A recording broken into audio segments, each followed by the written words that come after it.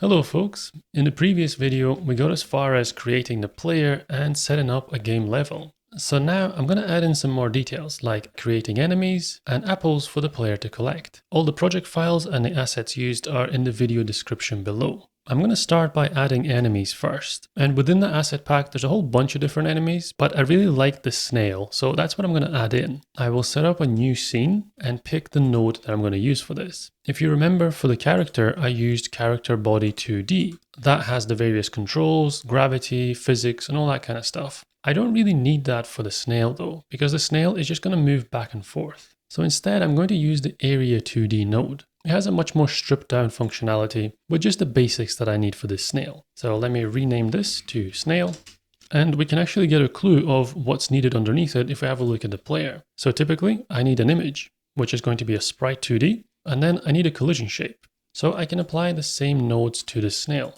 I will start off by creating an animated sprite 2D because there is going to be a sprite sheet here. It's not a still image, and then I add a collision shape to it as well. So collision shape 2D. We need to load in the assets, so I'll head over into my images folder and create a new one called snail.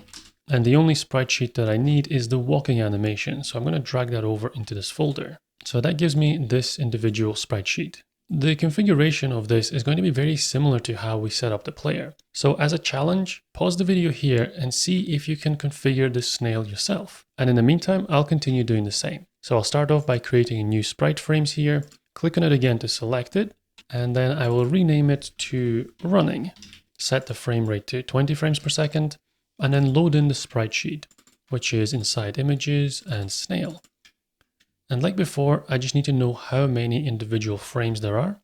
It looks like there's 9 horizontally and always 1 vertically. Nope, there must be 10. Yeah, so now it fits perfectly. There's 10 individual frames, so I select them left to right, add them in, and now I can test it out. If I click play, I get a little animation of my snail. The image is fuzzy, so we head over to texture, filter, and change that to nearest. That sharpens it up. It is also very small. So like everything else that we've been scaling so far, I'm going to change the scale to 3 times. And then I need to add in my collision shape. So I select that over here, but the snail is a little bit of a funny shape. So I could use a rectangle like this, but I feel like it's going to leave quite a large area here that would also detect collisions that don't happen. So instead, I'm going to make this smaller, bring it just to the top of the eyes, and then I will create a second collision shape. This collision shape is going to be round. So I can make a circle and I'll just put it in the middle of the shell. So now I've got these 2 collision shapes, but the snail is much more accurately represented. Notice that I didn't extend the rectangle all the way to the ground. That's because this snail isn't going to have gravity applied to it, so it doesn't need collision with the ground, which is why I'm adding this little bit of clearance underneath. Now I can save this inside of my scenes folder, and I head back over to level 1 where I can now start adding those snails as enemies.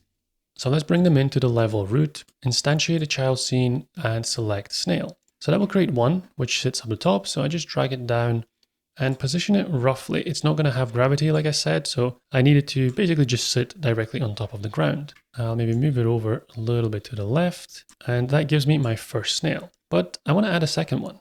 So I could instantiate another one or just go to this one, copy, and then paste the second snail. The second one appears in the same place, so I'm going to grab this one, move him over here, and just make sure he's positioned correctly. So now I've got 2 snails, and it would be easier to organize them. So what I'm actually going to do is group them together underneath an overall node. So up here, I will create a child node, which is going to be node 2D. I'm going to rename this node to enemies, and then I will select both of the snails and drag them inside of that group. So let's test this out. I press F5 to run it, and I've got 2 snails sitting there. They are completely stationary, there's no collision between them, and nothing really happens, but we've got to start. There's a couple of things we need to fix. First of all, the snails aren't animating, and that's because I need to select this button to autoplay the animation. If I press F5 to run the game again, the snails are now doing a little bobbing dance. They're not moving anywhere, but they're animated. Now let's make the snails patrol so that they move back and forth within this little area. To do that, we add an additional node as a child of the snail, and this is going to be a timer node. There's a few settings here that we want to change. First of all, I'm going to set the timer to 2, and we can play around with these numbers later, and I will set auto start to on. This basically means that as soon as the game begins and the snails are loaded, the timer immediately starts as well. It will then walk in one direction for 2 seconds before turning around. And we can use this wait time to adjust how long the snail is going to walk in one direction before it flips back around. But on its own, this timer won't do anything. It needs to be linked into a script. I select the snail, click this little icon up here to attach a new script. And by default, again, it wants to go into scenes. I'm going to change that and go into my scripts folder, save it in here instead. This time I get far less code than I did with the player, because that was a character body 2D that has a lot more functionality. This time it's an area 2D node, and that really just comes with a bare bones, which is a process function and a ready function. This is something that just about every node is going to have. To add this movement, I need to define a couple of variables. The first one is going to be the speed. I'll set the speed of the snail to 100, and then I will need to define the starting direction, which I will set to be -1 because the snail is initially facing to the left. Then inside the process function is where I'm going to move the snail by updating its x coordinate. So I'm actually moving it manually, and I will say position.x is increased by the direction multiplied by the speed, and importantly multiplied by delta. You'll notice that inside the function there's this delta variable, and in the comment above it says that delta is the elapsed time since the previous frame. So multiplying my equation by delta will maintain a steady movement speed, and if I run the game now, I can see those snails moving right to left. However, they don't turn around, they just keep going until they walk off the edge of the screen. And that is because our timer isn't actually doing anything yet. If I head over to the timer and select the node tab here, you notice there's a bunch of different options here for signals. The one I'm interested in is the timeout signal. What this basically means is that when this 2 seconds wait time elapses, i.e. 2 seconds have passed, the timer will emit this signal. I can then receive this signal somewhere else and act upon it. So what we'll do is double click that, select the snail parent and connect it. Now you see it's adding a new function inside of my script. And this is how I can now respond to that timer running out. Essentially what this says is that every 2 seconds, whatever is inside this function will get executed. The thing I want to do is to flip the direction. So I will multiply my direction by -1. If I test this out again, the snails will move to the left, and then they will moonwalk back to the right. So it's partially working, but they're not flipping around to face the other direction. Well, we already did that previously with the player, so I need to do the exact same thing again. I just need to flip the image. We go back up to the top, grab the animated sprite, hold Control, and then drag it into here. This then gives me my variable animated sprite 2D, which I can flip every time the direction changes. I'll go in here, say flip_h is equal to, and how do I flip it? Well, I just need to make it the opposite of what it already is. I'm going to add an exclamation point and then the same variable back in with flip_h. The exclamation mark at the beginning means the opposite.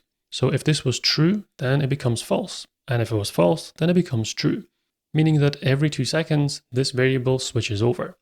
If we test it out, the snails get to the end, turn around and go back the other way. And they're just going to keep doing this patrol every 2 seconds. But now, how do we actually make it so when the player hits the snail, the player gets killed? Well, we need to check for a collision between the two objects. And here, again, I'm going to use signals. I'll head over to my Area 2D node, which is the root node of the snail. And you see here, Area 2D has a bunch of different signals. The one I'm interested in is body entered. This means that a body, in which in my case is the character body 2D, has entered this Area 2D, i.e. the two collision shapes have overlapped. I can add this and link it into my snail's script. So now this adds an additional function down here. And what this function will tell me is the body that the collision has happened with. So I can print that out as a little test. I can say print body. And now if I get a collision between the two, it tells me character body 2D with the ID number of that node. But that's not super helpful. So what I want to check is the name of that node. If I test this again, it's now telling me it's collided with the player. So that's good. I can now use that as my statement for the collision check. I'll say if body name is equal to player, then we can say that the player has been killed. But how do we do that? When we worked with Area 2D, it was possible to use an existing signal, which told us when there was a collision. But now we need another signal, which tells us that the player has been killed, well, that's not really an existing default signal. Luckily, we can create our own ones. So I head back up to the top, and where I've got my variables defined, I can say signal player underscore died. If I save this now, and let me just put a pass in here to get rid of this error, you can see it's updated with a custom signal. And this signal is linked to my snail script. What we'll do here, instead of this pass, is we'll emit that signal. Emit underscore signal, pass in the signal name, which is player died, and then pass in any arguments that might be useful, which in this case is the body. Now we're emitting this signal, but a signal has to be received and processed. And where is that going to happen? Well, it makes sense to do that right at the very top. Our main node essentially is the game manager. This is what handles all of the logic. Right now, it doesn't have a script, but we need to give it one. So I'm going to create a new script, make sure that I go into my scripts folder, and then save it in here. Now what I could do is go into my snail and then try to link this signal up the way. But there's a problem. When I go into my level, I have 2 snails. And there might be other levels where I have none or I have 3 or 4. I can't individually link each of those signals. What I need to do instead is, as soon as a level is loaded, I look at the enemies, see how many there are, and then automatically link all of their signals. And I can do that inside of my main script. We'll create a new function underneath these existing ones, which I'll call setupLevel. And this function is going to take the level details. So it will access level root for level 1, level 2, level 3. It will be able to see what enemies are inside of that individual level. That means that I need to access this top node, which is already here as a child. So let's configure the rest of this function. It doesn't return anything, so we'll add an arrow with a void on the end of it, and then add a comment here to say connect enemies. To get the enemies, I'll create a variable, which is going to be taken from my level root. So I can grab the level root from here and drag it over.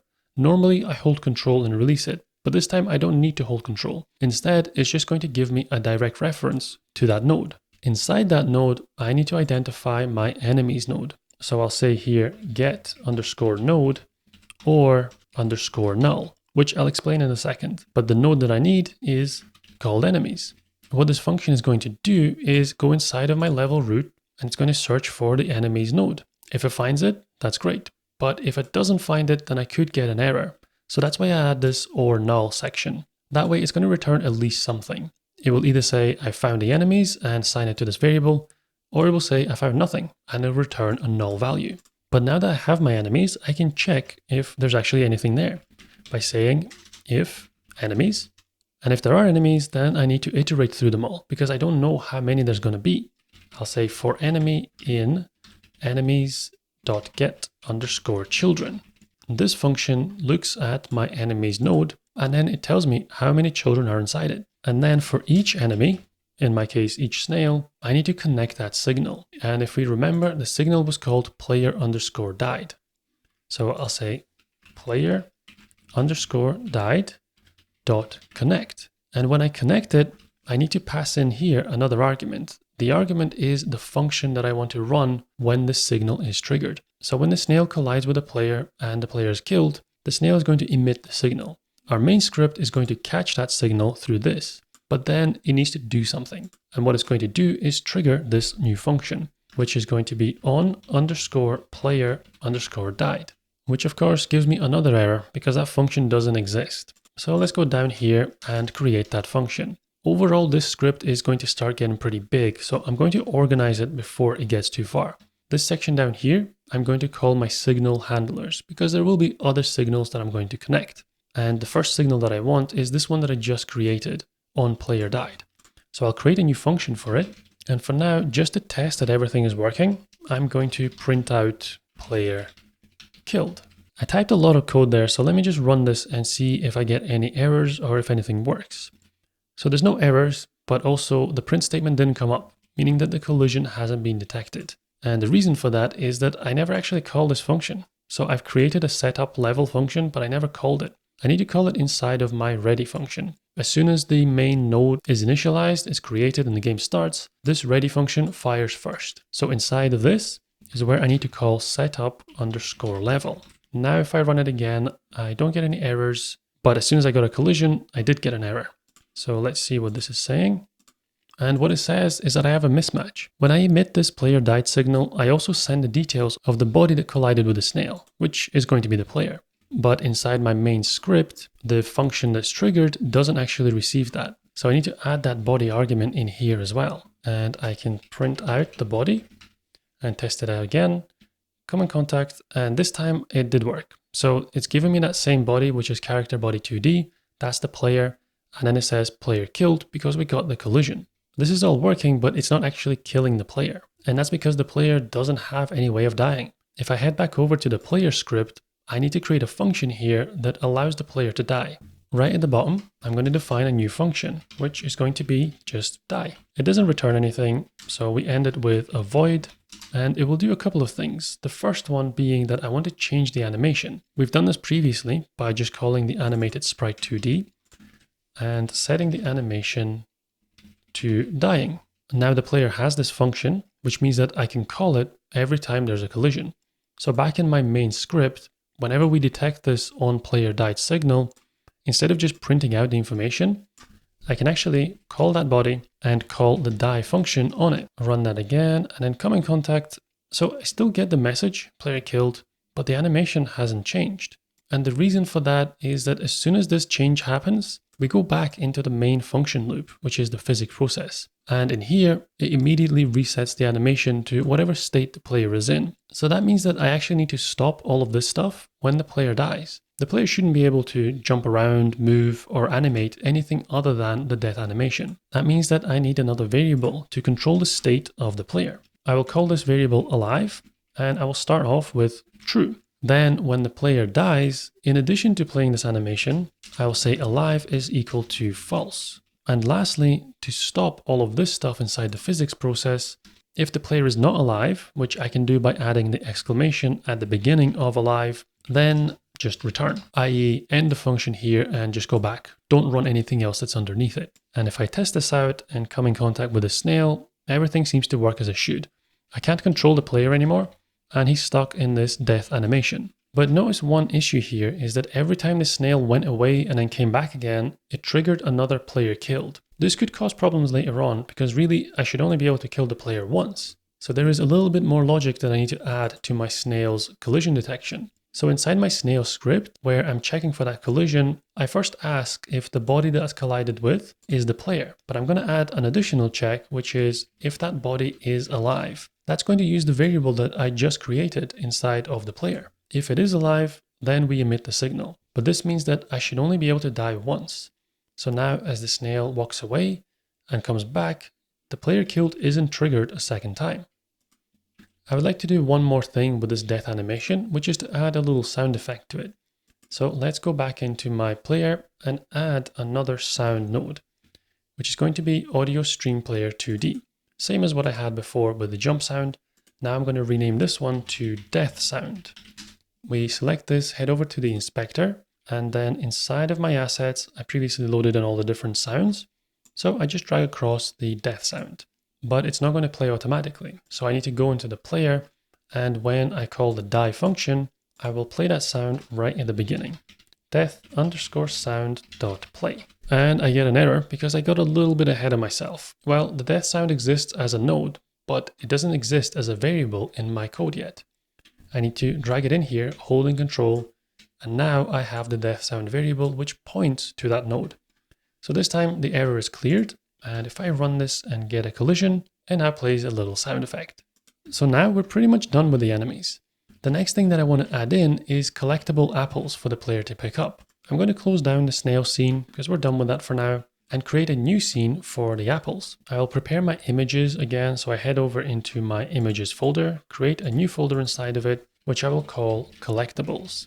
Inside of the asset pack, there's various different collectibles, and I've chosen the apples. It comes with its own little animated sprite sheet, and there's another smaller animation for when the item is collected. It does this little explosion effect. So I've dragged both of those over into my collectibles folder. Based on what we've just done with the snail enemies, see if you can set this up yourself. Pause the video and try to configure your own apple nodes. Or if you want to see me do it, then we start off with another area 2D node, just the same as I did with the snails. And I rename it to Apple. I need to add a couple of child nodes. The first one being an animated sprite 2D.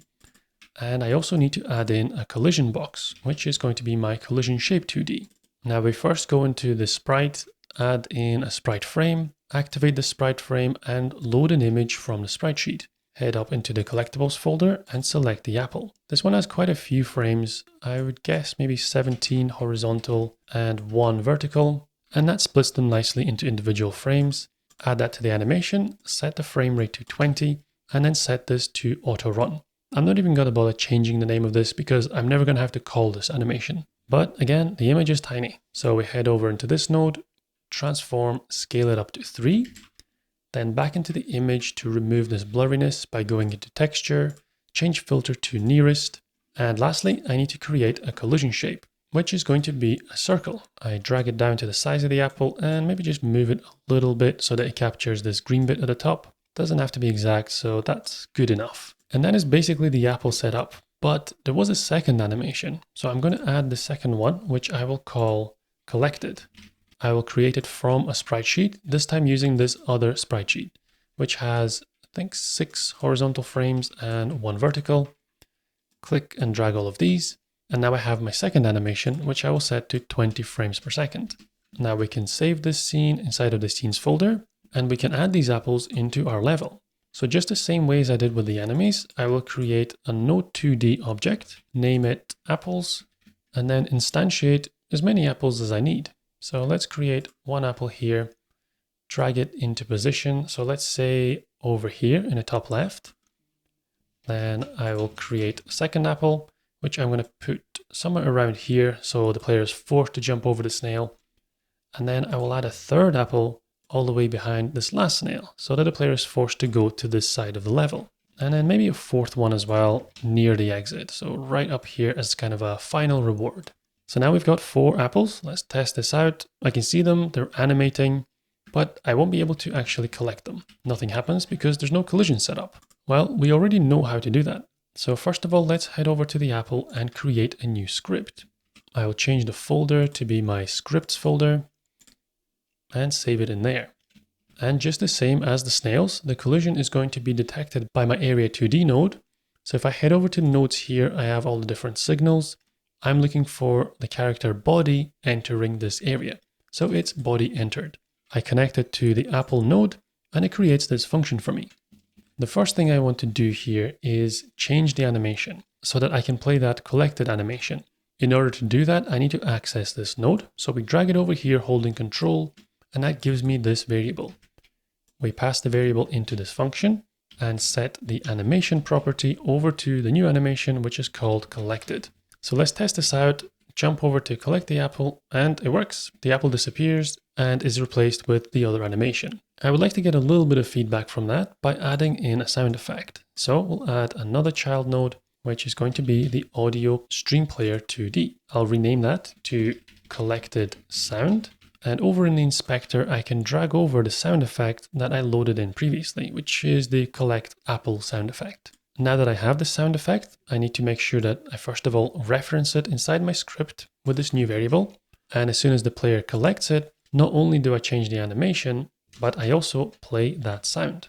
So now let's run this again, pick up the apple, and we get a little sound effect. I actually want to change the sound effect a little bit, so I'm going to adjust the pitch from 1 to 1.5. And if I do it again, you'll notice the difference. It's a much higher sounding pitch. However, nothing actually happens when I collect the apple. The animation changes, it plays a sound, but I don't get any points or anything like that. What we need to do is the same thing that we did with the snails. We need to emit a signal, and the signal we're going to emit we'll define inside of the apple script as collected. Now, as soon as the player collects the apple, we're going to emit that signal. So we'll say collected.emit. And to link this signal, I head back over into my main script. Basically, just do the exact same thing that I did with the enemies. So inside this setup level function in my main script, I will copy all of this code, paste it in above the enemies, and change it to connect apples.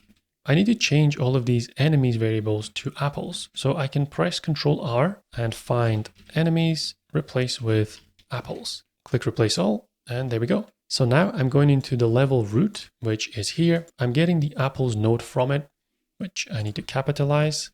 and then I iterate through each of those apples and connect their signal. However, the signal is different. It's no longer player died, it is collected. And the function that I want to trigger is also not on player died. The function is now going to be increase score. I don't have that function, which is why I get an error immediately. So let's go down to the bottom underneath my signal handlers. And although this is technically a signal handler as well, I'm going to have a separate section for my score. And in here is where I will add my function for increasing the score. This function doesn't return anything, so we'll make it void. But what I do want to do is increase a score variable, which right now doesn't even exist. So I need a variable that allows me to track what the current score is. I'll say var score, define it as an integer, and set it to 0. Then, as soon as I get this increase score function from picking up an apple, I'll take the score variable and I'll increase it by 1. I don't have a heads up display where I can show the score, so I'm just going to print it out. I'll say print score. Now again, I typed quite a lot of code there, so there's a good chance that something went wrong. So let's run this code, pick up this apple, and there we go. So it's printing out that I have 1 point. But what happens if I go there again? Now I've got 2 points.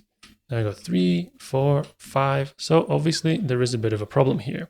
Everything is working pretty well, but once the apple is collected, I'm able to continue collecting the same apple. And that definitely shouldn't happen. So let's head over to the apple script. And what we'll do is as soon as we get this on body entered, that the apple has been collected, we will then disable this collision shape. And that way, no more collisions can be detected and the apple can be picked up again. So let's drag over this collision shape into here to create a variable. And I'm actually going to tidy this up a little bit because I don't need these two functions. So now I have my collision shape 2D variable. And as soon as the apple is collected, I will access that variable and I will disable it by saying disabled is equal to true. So now let's test this out and pick up the apple. So I got 1, but I immediately got a second one. So it still didn't quite work. And notice I picked up a couple of errors. When we have a look at them, it says that you can't change the state while flushing queries. Use call deferred or set deferred. This can be a confusing error, and I wanted to demonstrate it because it can happen quite a lot when you're changing physics properties or trying to delete nodes during a function. Basically what's happening here is that we're getting a collision detection and we're trying to disable the collision at the same time. And that is causing errors. What I need to do instead is detect my collision and then tell Godot to wait until it's safe to disable the collision. So I will actually need to create a new function, which is going to be called disable underscore collision. It doesn't return anything, so it goes to void. And inside this function is where I'm going to put this code from above. So instead of calling this code directly, I'm going to call this function. So now it kind of looks exactly the same, right? I haven't changed the code, I've just made it more complicated. Well, what I'm going to do here is add call underscore deferred and then wrap this function inside of it. This is basically what it's telling me to do. Use call deferred instead of what I was trying to do previously. So by passing in the function name in here, it means that as soon as I get a collision, it will do all of the code in the first 3 lines, and then it will tell Godot, I want to run this function, but don't run it until it's safe to do so. So that's what call deferred means. It will wait until it's safe, and then it will execute this section. Let's test this out and see if that actually worked. I picked that up, and I can't detect another collision. So that is working well. I've got the apple. I know it's still there because of the animation, but I can no longer collide and pick it up. I've also got rid of that error. I do have a couple of yellow warnings. We'll get rid of those. I can do them now actually. It just means that if I am not using this, then I need to add an underscore. And I can do that with anywhere that I've got this error. So let me just do that here, run it again, and that's gotten rid of my bugs. So the apples are almost done. They're working pretty well, but the problem is that once I collect an apple, even though I can't collect it again, the animation doesn't disappear. And that's because the apple is actually still there. It's just changed to the other animation type. So I need to delete the apple completely. But here's the problem. I have to wait until this animation, this collected animation of all 6 frames, starting from 0, runs all the way through and then finishes. Once that animation is completed, only then do I want to delete the apple. And there is a way to detect that. If I go into my animated sprite node and head over to the signals that it has, there's a few that could be useful here. Initially, you would think animation finished is the one that I want to use, but it actually isn't because this animation never finishes. It just continues to loop over and over. So the one I need is animation looped. I'm going to connect that into my apple and now I have a new function. So this will tell me as soon as an animation is finished, but it's not going to know the difference between a collected and the default animation. So actually, every time this normal apple animation loops, it's going to trigger this signal. And it's going to say, well, the apple animation finished. I need to check specifically for the collected animation. So here I'm going to say if animated sprite 2D, which I've already referenced previously, dot animation is equal to collected. If that's the animation that has just finished, then we can delete the apple. And the way it's deleted is by using q_free. Which kind of works similarly to call deferred. It's got its own defer built into it. It basically queues the apple to be freed up as soon as it's safe to do so. Now let's run this again to test it out. Pick up the apple, place the animation, and it's gone. If I now jump to where it was, I don't get any more collisions because the apple has disappeared. But instead of printing out the score down here, wouldn't it be nice to actually have some kind of counter on the screen so that I can display the current score and update it a bit more visually? Well, we can add that back inside of our main node. At the moment, our main node only has the level inside of it, but I can add a heads-up display. If we switch to the 2D view, this is our level root, and then we can add a child node, which will be our heads-up display. And for this, we use a specific type of node, which is a canvas layer. A canvas layer is different to all of these 2D nodes because it's completely independent of everything else that's drawn. It effectively is a heads-up display. It sits on a different layer of its own. It doesn't move with the game. It's always there where it's positioned from the start. So I'm going to rename this canvas layer to my heads-up display. And inside, I'll first of all add a little panel, which is going to be a panel node. I'll rename that panel to score panel.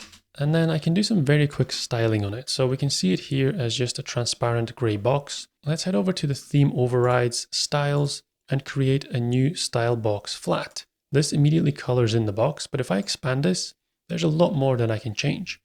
So let's change the background color first of all. I'll go with a kind of lightish blue. So I think that looks fine. Then let's add a border width, and I'm going to set 2 pixels all around. I'll keep the border color as this white. Then we'll add a corner radius, so we'll go 5 pixels all around.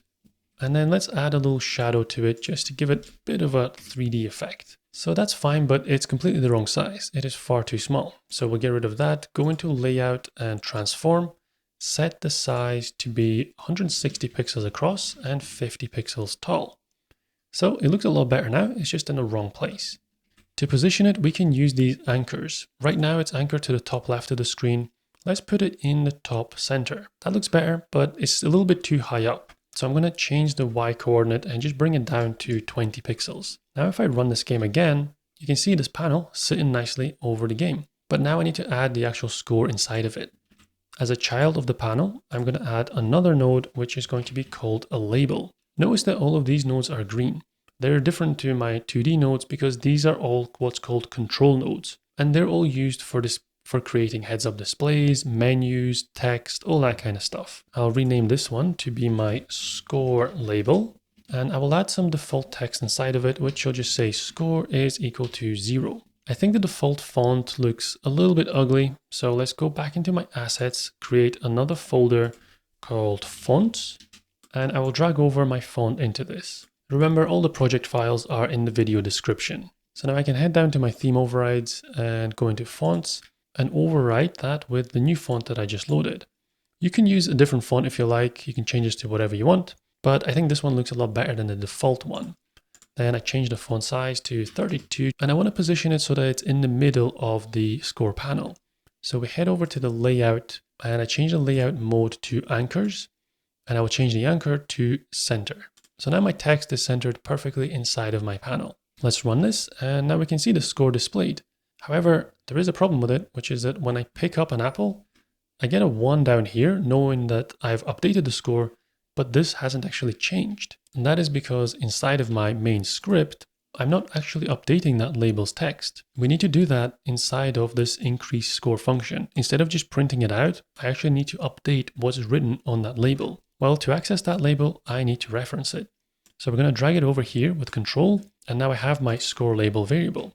So I can go back down into this function, and instead of printing the score, I can say score label.text is equal to, and what I put inside is the score, which is the same text as before, but now I want to use the score variable. To add a variable into my string, I do a % sign and an S, and then outside of these quotation marks, another percentage sign, and the variable that I want to use, which is the score variable. Now let's run this again, and this time when I pick up the apple, it will actually update up here. So my score goes 1 and up to 2 and so on. So now the game is really starting to come together, and it's got a lot of the main elements that you would expect from a platformer. There's enemies and there's collectibles, but we're restricted to this one level. I can't leave and go to the next one, and that's what I'm going to add in the next video. So make sure to subscribe so that you don't miss that video. And if you found this video useful, then leave a like, and I will see you in the next one.